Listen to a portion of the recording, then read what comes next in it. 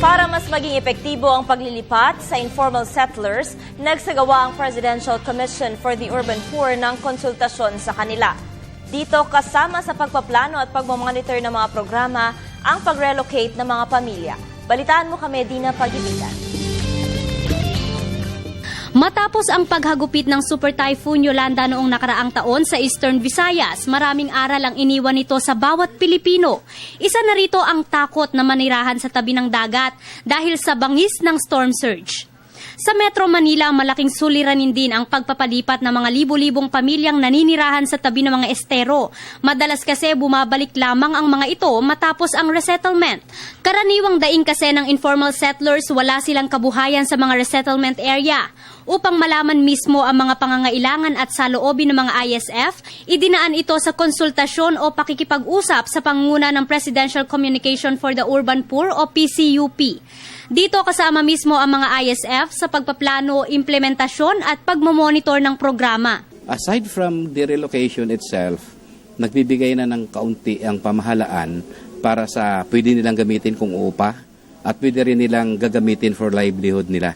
Kahit anuman ang gusto ng gobyerno na tulungan sila at mahango sila sa kahirapan, kung mismo yung apektadong pamilya ay hindi nagsusumikap at tumaasar, the program will fail. Pero dito, kaya may kasama ditong social preparation component. Ilan lamang sina Jeneline at Bernard sa mga benepisyaryo ng 50 billion peso housing program ng Administrasyong Aquino. Iprinisinta rin ng mga ahensya ng gobyerno ang kanilang People's Plan sa mga ISF kasabay ng pakikinig sa kanilang mga saloobin. Talagang yung mga katulad namin apektado ang nakakasama sa lahat ng mga plano at konsultasyon para napapakinggan din at kung ano man yung gagawing plano ng gobyerno. Yung aming sinasabi o nakikitang solusyon ay mailagay din sa kanilang mga policy. Pakikipag-participate dahil nga unang-una ka, napakahirap na wala kang knowledge sa ginagawa ng programa ng Pangulo Pinoy. Mas maganda yung magkaroon ka ng knowledge para malaman mo hindi tayo sagabal.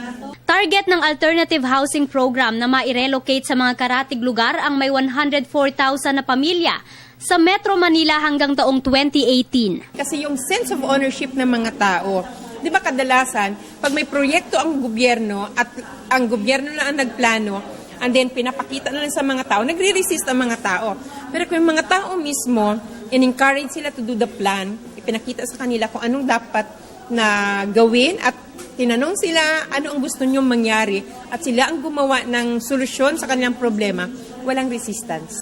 Para sa Telebisyon ng Bayan, ako si Dina Pagibitan.